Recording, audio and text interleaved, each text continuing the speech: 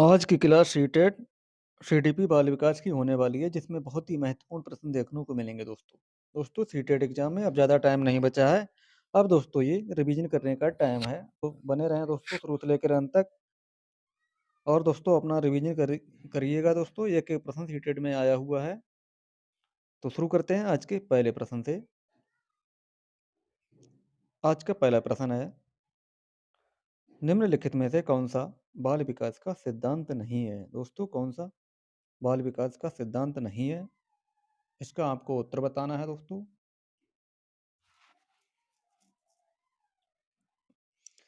परिपक्वता और अनुभव की अंतःक्रिया से विकास होता है। यह सभी विकास और अधिगम समान गति से होते हैं। ऑप्शन नंबर सी, विकास एक निश्चित क्रम का पालन करता है। ऑप्शन नंबर डी, विकास के सभी क्षेत्र आपस में संबंधित होते हैं। तो इसमें बाल विकास का कौन सा सिद्धांत नहीं है। तो ऑप्शन नंबर 20 का सही उत्तर हो जाएगा। सभी विकास और अधिगम समान गति से होते हैं दोस्तों, ये इसका सही उत्तर हो जाएगा। दोस्तों होता क्या है, सभी बच्चों का दोस्तों जो विकास होता है वह समान गति से नहीं होता है, क्योंकि दोस्तों विकास क्या होता है व्यक्तिगत भिन्नताओं पर दोस्तों निर्भर करता है। सभी का दोस्तों विकास अलग अलग होता है, ना कि दोस्तों समान होता है। तो ऑप्शन नंबर 20 का सही उत्तर हो जाएगा। प्रश्न देखते हैं दो। जो चैनल पर नए हैं वो चैनल को लाइक और सब्सक्राइब जरूर कर ले। छोटे बच्चों के अधिगम में माता पिता की भूमिका कैसी होनी चाहिए। छोटे जो बच्चे होते हैं उनके अधिगम में माता पिता की भूमिका कैसी होनी चाहिए।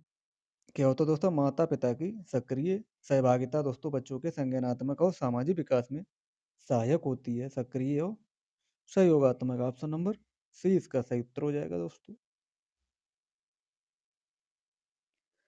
प्रश्न देखते हैं तीन। प्रश्न तीन में पूछा गया है दोस्तों, एक एक प्रश्न बहुत ही महत्वपूर्ण है दोस्तों, और ये आपका रिवीजन भी बहुत अच्छे से हो जाएगा। प्रारंभिक बाल्यावस्था किस आयु वर्ग को दर्शाती है। जन्म से 2 वर्ष, 2 से 6 वर्ष, 6 से 12, 12 से 18।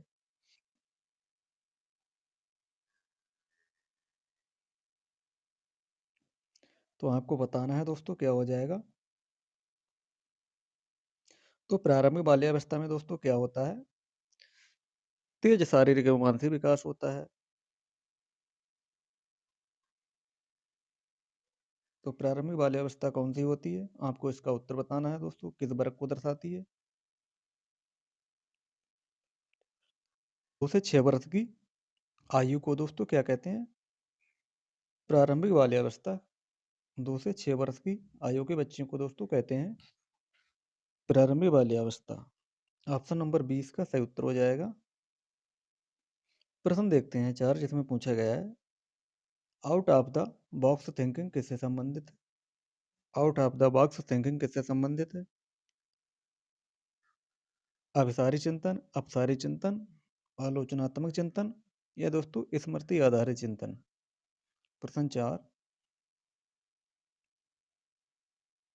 Out of the box thinking किससे संबंधित है। तो ये हो जाएगा दोस्तों अपसारी चिंतन से। अपसारी चिंतन इसका सही उत्तर हो जाएगा। इसमें क्या होता है, अपसारी चिंतन में एक समस्या के दोस्तों कई समाधान होते हैं। अपसारी चिंतन में एक समस्या के कई समाधान दोस्तों होते हैं, तो उसे अपसारी चिंतन कहते हैं, जैसे डाइवर्जेंट थिंकिंग कहते हैं दोस्तों। ऑप्शन नंबर 20 का सही उत्तर हो जाएगा। प्रश्न 5 में पूछा गया है, सहयोगात्मक अधिगम से विकसित होता है, क्या विकसित होता है। सहयोगात्मक अधिगम से विकसित होता है, क्या होता है। भय, रटंत, निष्क्रिय, ये नेगेटिव होते हैं, क्या होता है, सामाजिक कौशल विकसित होता है। ऑप्शन नंबर सी, सामाजिक कौशल दोस्तों क्या होता है, इसे विकसित होता है। प्रश्न देखते हैं 6। प्रश्न 6 में पूछा गया है,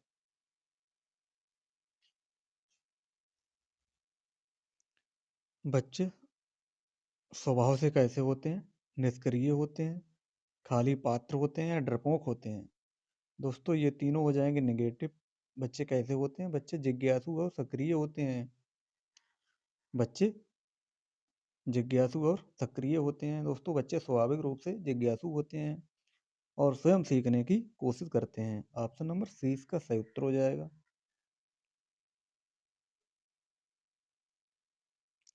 प्रश्न 12 देखते हैं जिसमें पूछा गया है 12 वर्ष का बच्चा अपने कार्य पर गर्व महसूस करता है, ये किस प्रकार को दर्शाता है?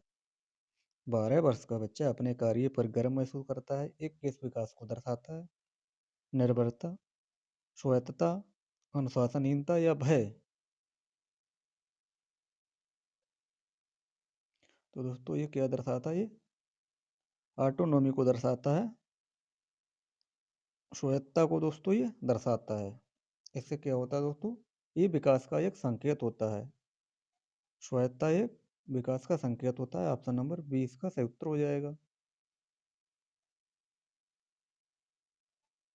प्रश्न देखते हैं 8 सामाजिक भूमिकाओं की समझ बच्चे को सबसे पहले किससे मिलती है? केवल शिक्षक से? तो केवल वाला ये नेगेटिव होता है।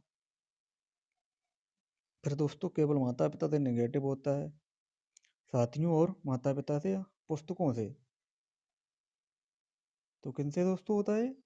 साथियों और माता पिता से ये मिलता है। ऑप्शन नंबर सी इसका सही उत्तर हो जाएगा। प्रश्न देखते हैं 9 जिसमें पूछा गया है बाल केंद्रित शिक्षण का मुख्य उद्देश्य क्या होता है? पाठ्यक्रम को शीघ्र पूरा करना, गलत हो जाएगा। परीक्षा परिणाम सुधारना, गलत हो जाएगा।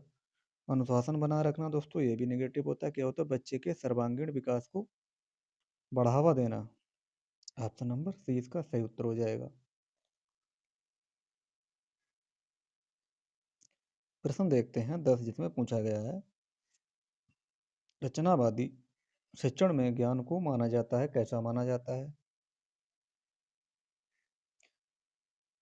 परीक्षा आधारित, गलत दोस्तों। पुस्तक में निहित, ये भी गलत हो जाएगा।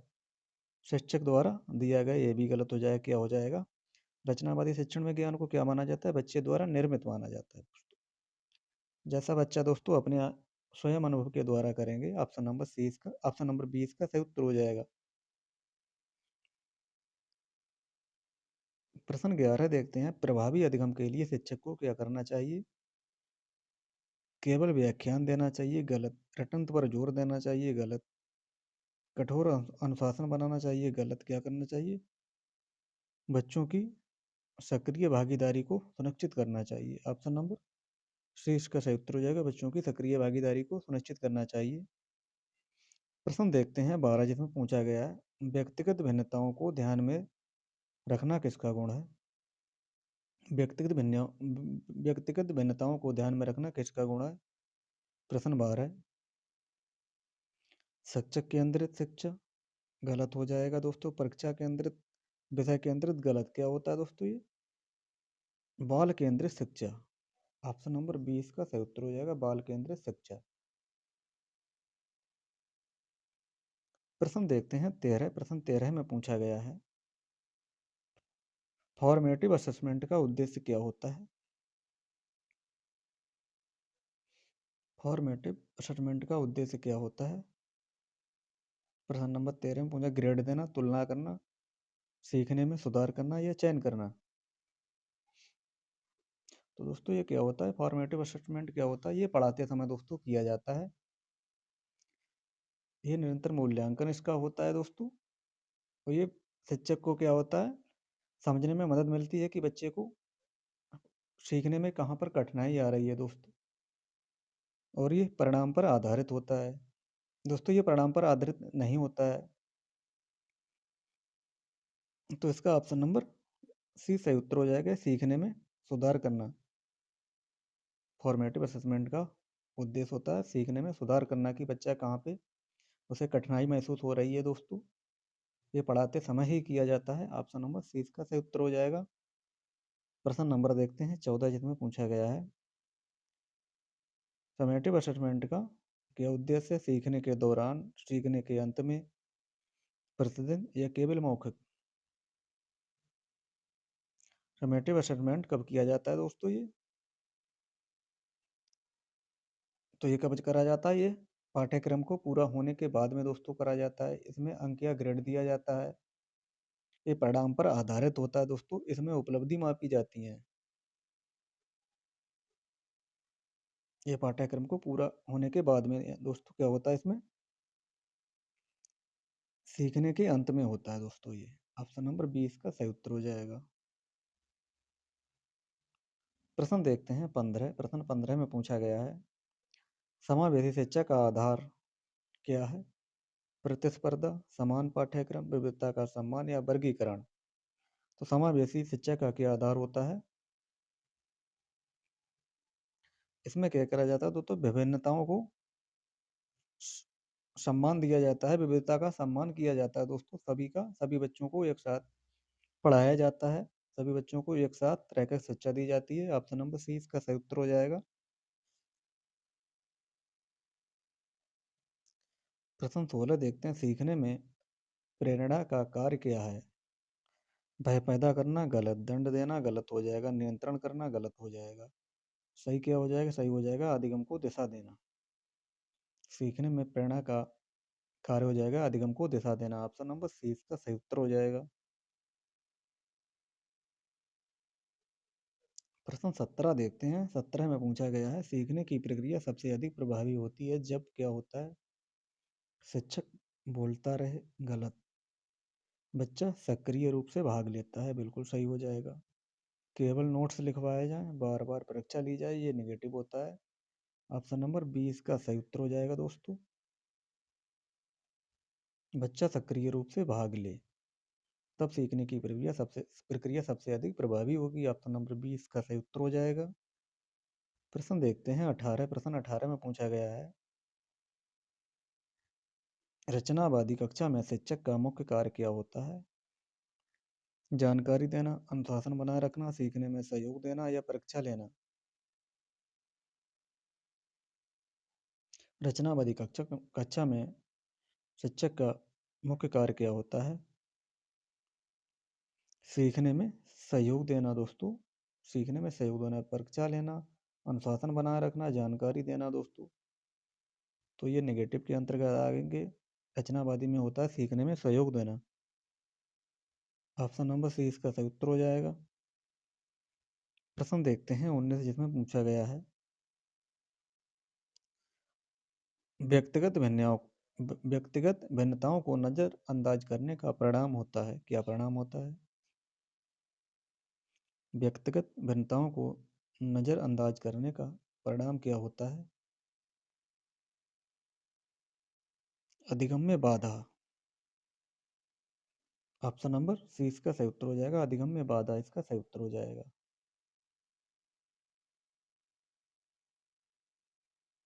प्रश्न देखते हैं 20। अधिगम उद्देश्यों का स्पष्ट होना आवश्यक है क्योंकि अधिगम उद्देश्यों का स्पष्ट होना आवश्यक है क्योंकि शिक्षक को सुविधा होती है, बच्चे को सीखने की दिशा मिलती है, परीक्षा सरल हो जाती है, पाठ्यक्रम छोटा लगता है। तो क्या होता है? बच्चे को सीखने की दिशा मिलती है। ऑप्शन नंबर 20 का सही उत्तर हो जाएगा। प्रश्न 21 देखते हैं फॉर्मेटिव असेसमेंट का उपयोग किया जाता है, क्यों किया जाता है? दोस्तों ये रिपीटेड प्रश्न है। इसमें क्या होता है सीखने में सुधार हेतु दोस्तों ये उपयोग किया जाता है। ऑप्शन नंबर सी इसका सही उत्तर हो जाएगा।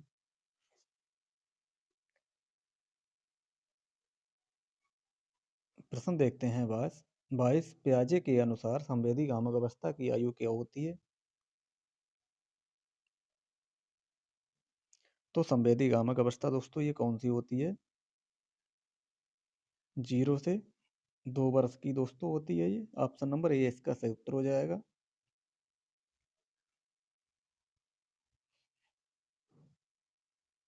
दोस्तों ये प्रश्न बार बार रिपीट होते हैं। इसी प्रकार का दोस्तों पूरा सेट तैयार किया गया है। दोस्तों कभी 11 में पूछा गया है, कभी 12 में, कभी 13 में दोस्तों ये पूछा गया है समेटिव असेसमेंट का उद्देश्य क्या होता है? आपको इसका उत्तर बताना है। ये क्या होता है दोस्तों? अंतिम उपलब्धि का आकलन दोस्तों इसमें होता है। ऑप्शन नंबर सी इसका सही उत्तर हो जाएगा।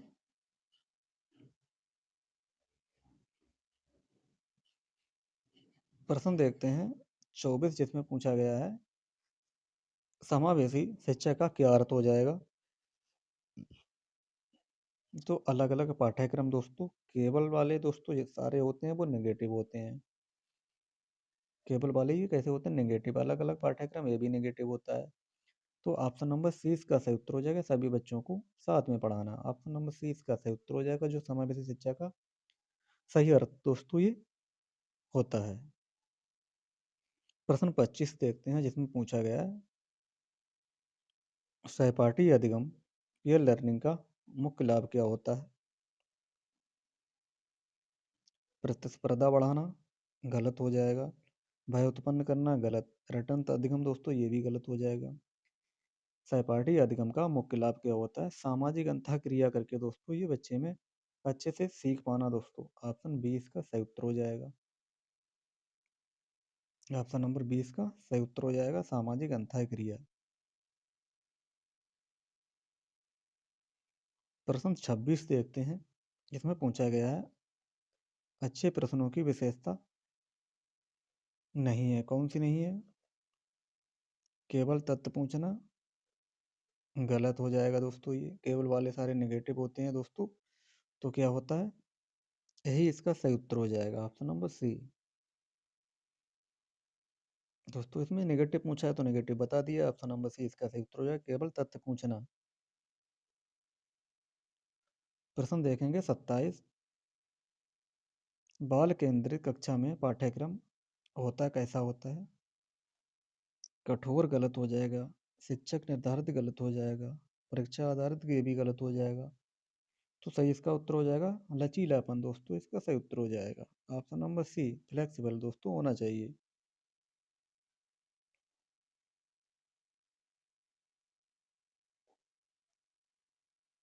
प्रश्न देखते हैं 28 में पूछा गया सीखने में की गई त्रुटियां मानी जाती हैं, कैसी मानी जाती हैं। असफलता का कारण दोस्तों ये दंडनीय सीखने की प्रक्रिया का यह भाग या कमजोरी मानी जाती है। तो सीखने में जो त्रुटियां की जाती हैं दोस्तों वे क्या मानी जाती हैं, वह मानी जाती हैं सीखने की प्रक्रिया का एक भाग होती हैं। इससे पता चलता है कि बच्चा कहाँ पे गलती करता है और कहाँ पे दोस्तों ये उसको सीखने की जरूरत है। ऑप्शन सी इसका सही उत्तर हो जाएगा। प्रश्न 29 देखते हैं, जिसमें पूछा गया है सकारात्मक प्रतिपुष्टि फीडबैक से क्या होता है। भय बढ़ता है, आत्मविश्वास बढ़ता है, अनुशासन टूटता है, प्रतियोगिता कम होती है। तो क्या होता है उसमें, आत्मविश्वास बढ़ता है। ऑप्शन नंबर 20 का सही उत्तर हो जाएगा।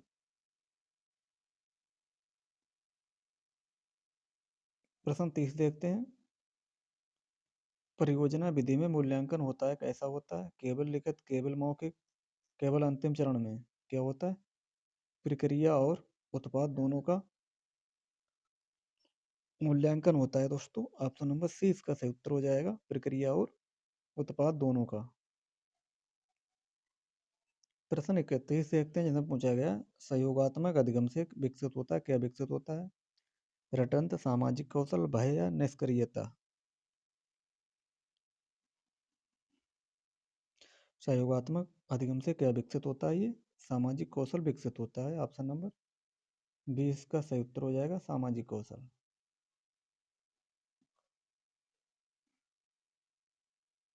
प्रश्न देखते हैं 32, जिसमें पूछा गया सीखने को स्थायी बनाने में सहायक है, क्या सहायक है। दंड, भय, समझ, प्रतियोगिता।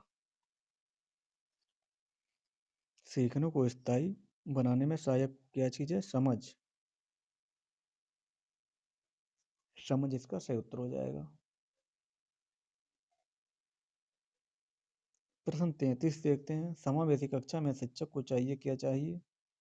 सभी को एक जैसा पढ़ाना, केवल तेज बच्चों पर ध्यान देना। तो केवल वाला नेगेटिव हो जाएगा, पाठ्यक्रम घटा देना दोस्तों ये भी नेगेटिव हो जाएगा। सभी को एक जैसा पढ़ाना दोस्तों ये भी गलत हो जाएगा, क्या हो जाएगा, विविध रणनीतियां अपनाना चाहिए दोस्तों। ऑप्शन नंबर सी एक इसका सही उत्तर हो जाएगा।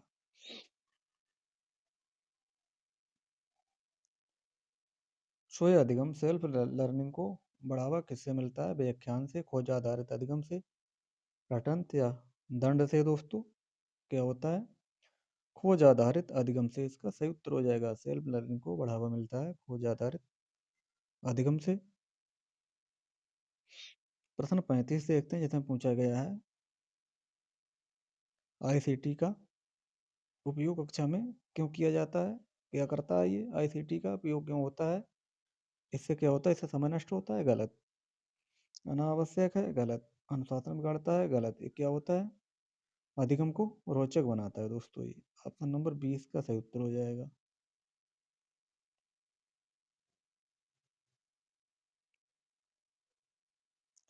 प्रश्न 36 देखते हैं, जिसमें पूछा गया है सुरक्षित और सहयोगी वातावरण में क्या होता है? भय बढ़ता है, सीखना बाधित होता है, बच्चे निडर होकर सीखते हैं, केवल प्रतियोगिता होती है।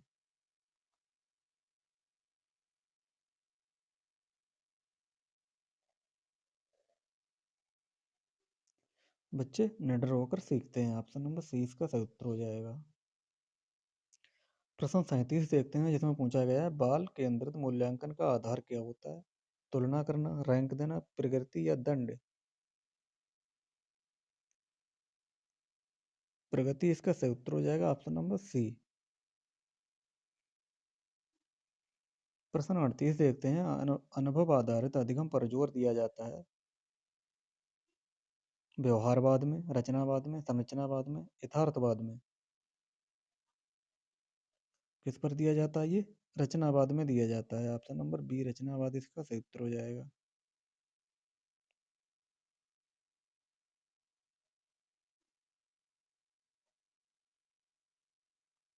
समूह कार्य से बच्चों में विकसित होता है, क्या विकसित होता है? प्रतिस्पर्धा, सामाजिक कौशल, भय या निष्क्रियता? समूह कार्य से क्या विकसित होता है दोस्तों? ये सामाजिक कौशल विकसित होता है। ऑप्शन नंबर बी इसका सही उत्तर हो जाएगा, सामाजिक कौशल। प्रश्न 40 देखते हैं, शिक्षण में उदाहरणों का प्रयोग आवश्यक है क्योंकि समय बचाता है, गलत। अवधारणा स्पष्ट होती है, परीक्षा आसान होती है, पाठ छोटा होता है दोस्तों। ये निगेटिव हो जाएंगे। अवधारणा क्या है? स्पष्ट हो जाती है दोस्तों। ऑप्शन नंबर 20 का सही उत्तर हो जाएगा।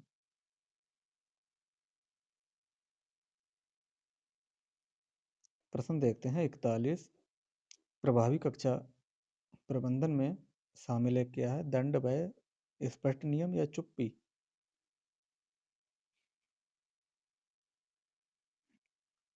क्या होता है इसमें? स्पष्ट नियम। ऑप्शन सी इसका सही उत्तर हो जाएगा। प्रश्न 42 देखते हैं, निरंतर मूल्यांकन का मुख्य लाभ क्या होता है? केवल ग्रेड देना, तुलना, सीखने में सुधार या चयन?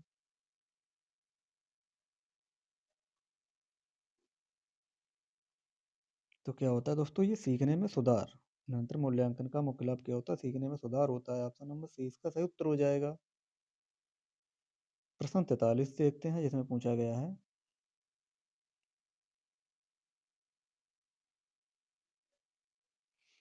विविध शिक्षण विधियां आवश्यक हैं क्योंकि?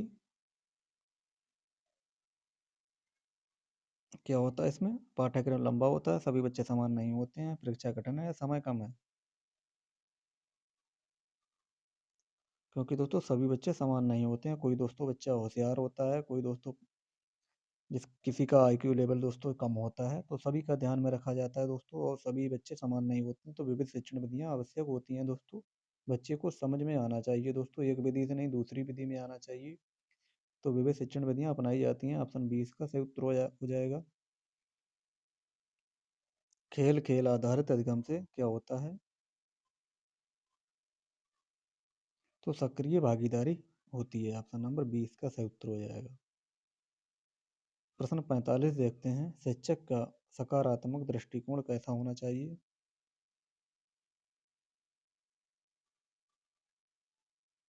शिक्षक का सकारात्मक दृष्टिकोण प्रेरणा बढ़ाता है। ऑप्शन नंबर 20 का सही उत्तर हो जाएगा, प्रेरणा को बढ़ाता है दोस्तों ये।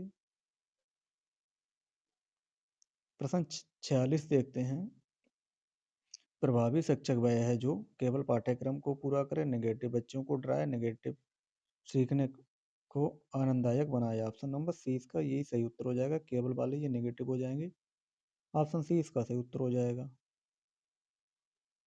प्रश्न देखते हैं 47, सहपाठी अधिगम। दोस्तों ये भी प्रश्न रिपीट हुआ है कई बार दोस्तों, ये प्रश्न आया हुआ है। केवल वाले निगेटिव हो जाएंगे। मूल्यांकन नहीं होता है। क्या होता है? बच्चे दोस्तों एक दूसरे से सीखते हैं सहपाठी अधिगम से, पीयर लर्निंग में। ऑप्शन नंबर बी इसका सही उत्तर हो जाएगा। प्रश्न देखते हैं 48, अच्छे प्रश्नों की विशेषता क्या होती है? रटनता आधारित होते हैं। गलत। क्या होते हैं दोस्तों? बच्चों को प्रेरित करने वाले होते हैं। ऑप्शन नंबर बी इसका सही उत्तर हो जाएगा। प्रश्न देखते हैं 49, इसमें पूछा गया है सीखने को स्थायी बनाता क्या बनाता है? प्रतिस्पर्धा, समझ, भय या दंड। तो समझ इसका सही उत्तर हो जाएगा। ऑप्शन नंबर सी इसका सही उत्तर हो जाएगा, समझ। प्रश्न 50 देखते हैं, जिसमें पूछा गया है बाल केंद्रित कक्षा में अनुशासन होता है, कैसा होता है? बाह्य, दंडात्मक, आत्म अनुशासन या कठोर। तो कैसा होता है ये?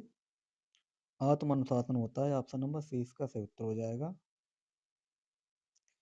दोस्तों ये रहे आज के टॉप महत्वपूर्ण 50 प्रश्न। इन प्रश्नों में से आपने कितने प्रश्न सही किए हैं, इसका उत्तर कमेंट बॉक्स में जरूर बताएं। आज के लिए इतना ही, मिलते हैं कल, तब तक के लिए दोस्तों धन्यवाद।